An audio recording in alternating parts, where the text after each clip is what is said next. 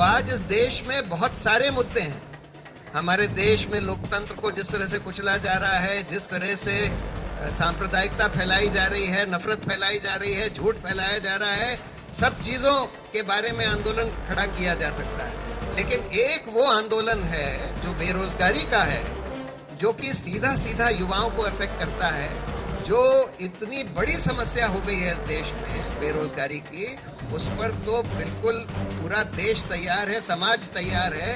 अगर युवा लोग इस मूवमेंट की अगुवाई करें तो मुझे पूरा यकीन है कि ये भ्रष्टाचार विरोधी आंदोलन से कहीं बड़ा आंदोलन इस देश में बन सकता है। कि अगर आज ईमानदारी से बगैर ईवीएम के चुनाव हो जाए तो आज बीजेपी जीत नहीं सकती।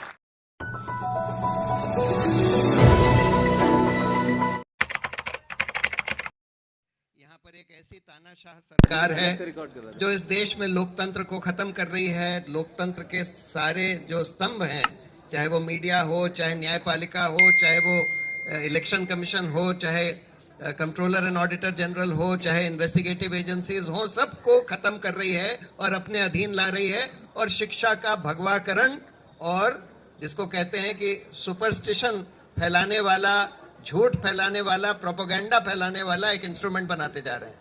यानी कि शिक्षा में और कम से कम यूनिवर्सिटीज में कोई क्रिटिकल थिंकिंग ना हो पाए, कोई जना कोई चीज पर सवाल ना उठा पाए, बस प्रोपेगेंडा ही चले, इस तरह की शिक्षा बनाई जा रही है। अब सवाल ये है कि हम लोग इसमें क्या कर सकते हैं, खासकर जो युवा लोग हैं उनका क्या रोल है। देखिए, आज इस देश में कई ऐसे आंदोलन हुए हैं जिसमें युवाओं ने ही अगुवाई करी, चाहे वो 74 के दौर में जो जयप्रकाश नारायण ने एक आंदोलन शुरू किया था, वो आंदोलन रहा हो जिसमें युवा ही ज़्यादा इन्वॉल्व थे, चाहे ये भ्रष्टाचार विरोधी आंदोलन रहा हो। किसी भी देश में जब कोई बड़ा मूवमेंट और निर्णायक मूवमेंट खड़ा होता है तो युवा ही लोग उसकी अगुवाई करते हैं। उसके दो बड़े कारण हैं, बल्कि तीन बड़े कारण हैं। पहला तो कारण ये है कि युवा लोगों को ही अपनी जिंदगी, वही सबसे बड़े स्टेक होल्डर हैं सोसाइटी के। हम लोगों की तो जिंदगी चलिए काफ़ी ख़त्म हो चुकी है, लेकिन युवाओं की तो पूरी जिंदगी उनके सामने है। तो अगर इस देश में लोकतंत्र खत्म होता है, सभ्यता खत्म होती है, क्योंकि इस देश में सिर्फ लोकतंत्र ही नहीं, सभ्यता ही खत्म करी जा रही है। अगर खत्म होती है तो उसका सबसे बड़ा इफेक्ट जो है, जो खराब इफेक्ट है, वो युवाओं के ऊपर ही होगा। और दूसरी बात यह है कि युवाओं में ही वो एनर्जी होती है जिसकी जरूरत होती है कोई बड़ा मूवमेंट खड़ा करने की। तो आज इस देश में बहुत सारे मुद्दे हैं। हमारे देश में लोकतंत्र को जिस तरह से कुचला जा रहा है, जिस तरह से सांप्रदायिकता फैलाई जा रही है, नफरत फैलाई जा रही है, झूठ फैलाया जा रहा है, सब चीजों के बारे में आंदोलन खड़ा किया जा सकता है। लेकिन एक वो आंदोलन है जो बेरोजगारी का है, जो कि सीधा सीधा युवाओं को अफेक्ट करता है, जो इतनी बड़ी समस्या हो गई है देश में बेरोजगारी की, उस पर तो बिल्कुल पूरा देश तैयार है, समाज तैयार है। अगर युवा लोग इस मूवमेंट की अगुवाई करें तो मुझे पूरा यकीन है कि ये भ्रष्टाचार विरोधी आंदोलन से कहीं बड़ा आंदोलन इस देश में बन सकता है।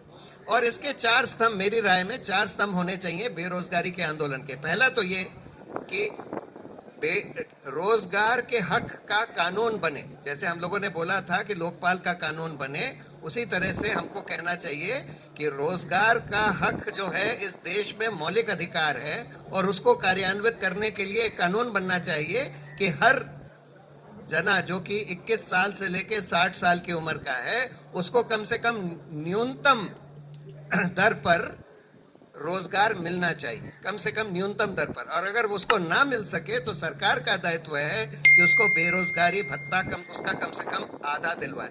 ये जो नरेगा का जो कानून है, जिसमें 100 दिन की का रोजगार रूरल लोगों में, फैमिली में एक जने को मिलता है, उसी का ये एक्सपेंडेड वर्जन है। यानी कि हर जने को जो 21 साल से 60 साल की उम्र का हो, उसको रोजगार कम से कम न्यूनतम वेजेस पर मिलना जरूरी है, और नहीं मिले तो उसका आधा बेरोजगारी भत्ता मिलना चाहिए। बड़ा सिंपल सा कानून है, उसका एक ड्राफ्ट मैंने बनाया भी था, वो आसानी से उसके लिए आंदोलन चलाया जा सकता है। दूसरी बात, कम से कम 1 करोड़ सरकारी पद रिक्त पड़े हैं, सारी संस्थाओं में मिलाकर 1 करोड़ से ज्यादा। उनको तुरंत भरना चाहिए, ईमानदारी से भरना चाहिए। आजकल तो हम रोज देखते हैं पेपर लीक, ये वो हर तरह की बेईमानी हो रही है। जहां जहां भर्ती करी भी जा रही है थोड़ी बहुत बेईमानी से हो रही है। उसका एक युवा हल्ला बोल ने उसका एक वो बनाया था ढांचा कि किस तरह से आप रिक्त पदों की भर्ती कर सकते हैं ईमानदारी से 6 महीने के अंदर। उस तरह का हम लोग फॉर्मूला बनाकर दे सकते हैं कि भाई सारे रिक्त पद की भर्ती इतनी जल्द 6 महीने के अंदर करी जाए, इस तरह से करी जाए। तीसरी बात जो नंदिता जी ने जिक्र किया कि भाई यहाँ पर अंधाधुंध निजीकरण किया जा रहा है। देखिए, निजीकरण 2 तरह की संस्थाओं में बिल्कुल नहीं होना चाहिए। एक वो संस्था है जो नेचुरल मोनोपोलीज हैं, जैसे पोर्ट्स हैं, एयरपोर्ट्स हैं, रेलवे है, ये सब नेचुरल मोनोपोलीज हैं। मोनोपोली कभी भी कोई निजी कंपनी के हाथ में नहीं होनी चाहिए। लेकिन यहाँ तो हम देख रहे हैं सारे पोर्ट, सारे एयरपोर्ट्स अडानी कंपनी को ही दिए जा रहे हैं, और रेलवे का भी निजीकरण करने की अब सरकार कोशिश कर रही है। तो जो नेचुरल मोनोपोली सेक्टर्स हैं उसमें कोई निजीकरण नहीं होना चाहिए, पहली बात तो ये। दूसरी बात, जो सोशल सेक्टर्स हैं जहां पर हमको सब्सिडी देने की जरूरत होती है, health, education, banking. Health education तो अगर आप प्राइवेटाइज कर दें तो आम आदमी तो अफोर्ड ही नहीं कर सकता। उसी तरह से बैंक से लोन, अगर आप गरीब किसानों को लोन नहीं देंगे तो वो तो, अगर आपने बैंक से प्राइवेटाइज कर दिए तो गरीब किसानों को तो लोन मिलेगा ही नहीं, छोटे छोटे रेडी पटरी वालों को लोन मिलेगा ही नहीं। तो इसलिए इन सेक्टर्स में जो पब्लिक सेक्टर है, मैं ये नहीं कहता कि इन सेक्टर में निजी कंपनियां नहीं हो सकती हैं, हेल्थ में भी हो सकती है, एजुकेशन में भी हो सकती है, बैंक्स भी हो सकते हैं, लेकिन जो उसका कमांडिंग हाइट जिसको कहते हैं वो सरकार के हाथ में होना चाहिए। तो तीसरी डिमांड हम लोग की ये हुई कि भाई अंधाधुंध निजीकरण जो किया जा रहा है वो बंद किया जाए। और चौथा ये कि आज बहुत बड़े संख्या में रेगुलर परमानेंट जॉब्स को कॉन्ट्रैक्ट पर दिया जा रहा है। टीचर्स के जॉब्स को, जो कि परमानेंट जॉब्स होते हैं, उनको कॉन्ट्रैक्ट पर दिया जा रहा है। इतने सारे प्राइवेट सेक्टर, पब्लिक सेक्टर दोनों में परमानेंट जॉब्स का कॉन्ट्रैक्चुअलाइजेशन किया जा रहा है और बहुत हो गया है। ये सब बंद होना चाहिए, रेगुलर जॉब्स होने चाहिए। तो इन 4 स्तंभों के ऊपर हम लोग, कम से कम युवा वर्ग जो है, एक बहुत बड़ा आंदोलन इस देश में खड़ा कर सकता है, बहुत जरूरी है। एक लास्ट चीज मैं कहना चाहता था, देखिए, अगर वैसे ही हमारे देश में लोकतंत्र को खत्म करने की पूरी कोशिश करी जा रही है, अब हम देख रहे हैं कि इलेक्शंस तो फ्री एंड फेयर होते ही नहीं है, क्योंकि जो रूलिंग पार्टी है उसके पास बेइंतहा पैसा है, सारी और पार्टियों से मिलाकर उससे भी दुगना पैसा है। ये इलेक्टोरल बॉन्ड्स के केस में भी देख लिया, सारे कॉर्पोरेट डोनेशंस बीजेपी को ही 75% से ज्यादा मिल रहे हैं। दूसरी बात, सारा प्रोपेगेंडा का इंस्ट्रूमेंट सरकार के हाथ में है, चाहे वो मीडिया हो, चाहे वो अब तो जो ऑल्टरनेट मीडिया है उसको भी सरकार के कब्जे में करने की पूरी कोशिश चल रही है। तो ये सब तो जो कहते हैं कि लेवल प्लेइंग फील्ड इन्होंने छोड़ी ही नहीं है चुनावों की। लेकिन जो सबसे बड़ा खतरा है, इसके बावजूद भी मेरा मानना है कि अगर आज ईमानदारी से बगैर ईवीएम के चुनाव हो जाए तो आज बीजेपी जीत नहीं सकती। लेकिन ईवीएम के बारे में, एक इलेक्ट्रॉनिक वोटिंग मशीन के बारे में एक बहुत ही बढ़िया एक सिटीजन्स कमीशन बना जस्टिस लोकुर के नेतृत्व में। उन्होंने रिपोर्ट दी सारे दुनिया के सबसे बड़े एक्सपर्ट्स की राय सुनकर कि भाई ये जो वोटिंग मशीन्स का जो डिजाइन है वो ऐसा है कि इसमें मैनिपुलेशन आसानी से किया जा सकता है, ये रिलायबल नहीं है। और करीब करीब सारे देशों में, दुनिया भर में ईवीएम्स अब हटाए जा चुके हैं, वापस पेपर बैलेट पे आया जा चुका है। हाल में बांग्लादेश में भी हुआ। जर्मनी के तो कॉन्स्टिट्यूशनल कोर्ट ने फैसला देकर बोला कि इलेक्ट्रॉनिक वोटिंग मशीन नहीं लगाई जा सकती। लेकिन यही लोग पहले जब ऑपोजिशन में थे तो डिमांड करते थे कि इलेक्ट्रॉनिक वोटिंग मशीन्स को हटाइए।